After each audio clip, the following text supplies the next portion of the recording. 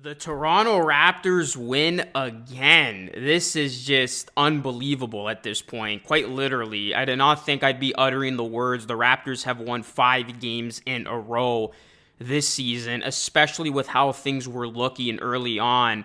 But this team has done a complete 180. I mean, I'm not going to go on and on about their latest win because they beat a Wizards team that is just in their own stratosphere, it seems, of being horrible. And really, when you compare these two teams, the Raptors look like a contender compared to the Wizards. The Wizards, nobody's out-tanking them. Like, they're the worst team in basketball. I don't see them winning more than 10 games this season. They're going to finish with the worst record, and they're clearly set for the Cooper Flag sweepstakes. You look at this Raptors team, guys, and by the way, hit a like and subscribe. This defense has just been great. Like, there's no other way to put it. It's been great defense. The Raptors have the number one defense in the league over their last 8 games. Another solid defensive outing. It comes against the lowly Wizards, but man, like, we saw their defense in full effect. And I think Davion Mitchell deserves a lot of credit. He was great in this game. 10 points, 9 assists, 4 rebounds. He basically dominated this game. And Davion Mitchell, like, it's crazy what one change can do. And obviously other guys have stepped up. But since Davion Mitchell's insertion in the starting lineup, the Raptors have been rolling. And it's been his defensive play that sparked this turnaround, it seems. Because Mitchell's ability to hang with the opposing guard and his on-ball defense, the way he's just able to apply pressure, point of attack defense, which Darko has talked a lot about going back to the offseason. Like, Mitchell's doing it all defensively. And it's really stemmed now to the Raptors collectively being a very sound defensive squad. And then you got Scottie Barnes, who's playing his best basketball of his career.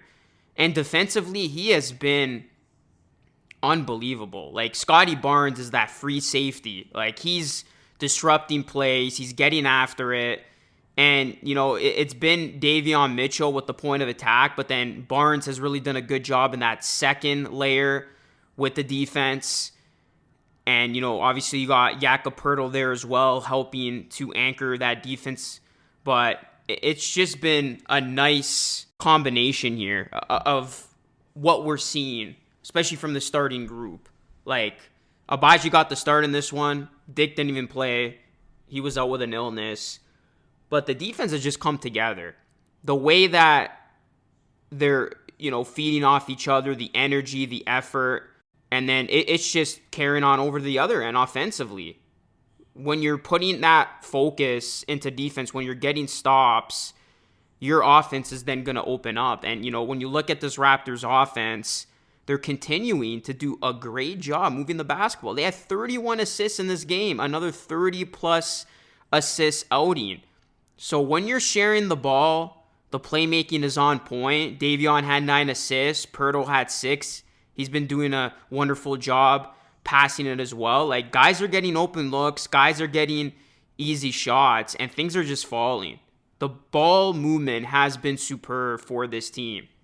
And then the bench, you know, what more could be said? Like, it's just been continued excellence, it seems, from the second unit. And I said it before, whether it's Boucher, Shed, Olynyk, Brown. In this game, it was Brown and Shed combining for 20. It was nice to see Orlando Robinson finish with 10 and 6. He inked his second 10-day contract. He's been really good in his minutes overall. So this Raptors team, like, they are just clicking at a high level. And in a matchup like this against the Wizards, like, this game was over early.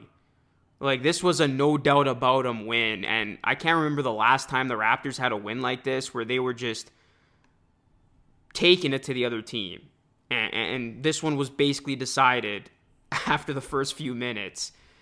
The Wizards are a bad squad. And when you compare these two teams in a game like this, yeah, it's hard to sit there and say the Raptors are going to keep up with the Wizards in terms of their losing pace, because they're simply not. But you look at the big picture now for this Raptors team, they are now closer to a play-in spot than they are the bottom, because the Bulls lost. So I believe the Raptors are 4.5 games back of the Chicago Bulls for that final playing spot. And they play the Bulls on Friday, guys. That's another winnable game for the Raptors. So the Raptors have a chance to make it 6 wins in a row.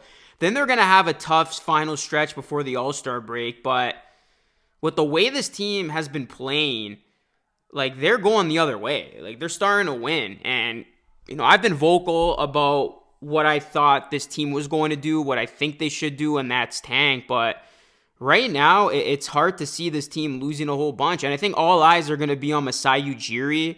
The trade deadline is going to dictate a lot, which is a week away. And that's Masai's chance to salvage the tank if he wants to salvage the tank. I mean, Masai infamously said, playing for what?